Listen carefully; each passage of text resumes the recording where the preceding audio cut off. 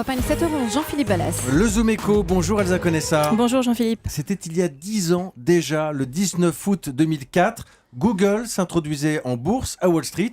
Une opération qui a fait date. Oui Jean-Philippe, mais à l'époque, souvenez-vous, elle avait quand même assez mal démarré cette opération. Il y avait eu cette interview très étonnante des deux fondateurs de Google au magazine Playboy.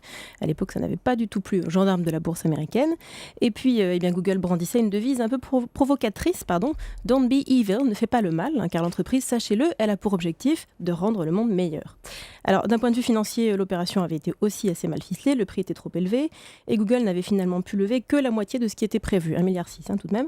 Bref, le démarrage avait été assez chaotique. Heureusement pour Google, Elsa, les choses se sont nettement mieux déroulées par la suite. Oui, absolument. Aujourd'hui, les chiffres d'entreprise font tourner la tête. Google vaut 391 milliards de dollars en bourse. C'est la 3e capitalisation au monde, derrière Apple tout de même.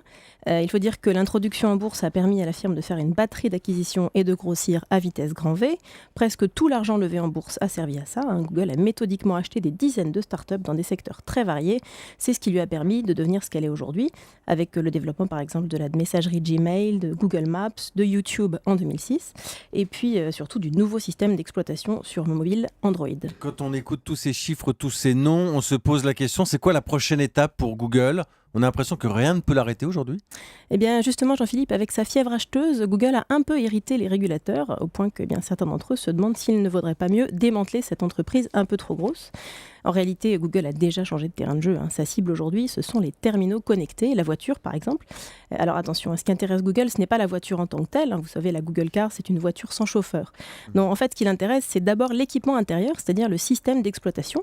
L'objectif, c'est d'équiper le tableau de bord des voitures autour d'une plateforme sur laquelle on pourra greffer une multitude de services. C'est déjà ce que fait Google sur les smartphones et sur les tablettes, et ça lui a permis de récupérer une mine d'informations sur les utilisateurs, c'est-à-dire sur nous. Ouais. Et puis, le concept peut se développer après sur tous les objets connectés, les lunettes par exemple, mais aussi à terme les vêtements. Donc je préfère vous prévenir, Jean-Philippe, vous aurez du mal à y échapper. Effectivement, c'était le Zoom Echo de Elsa Conessa. Demain.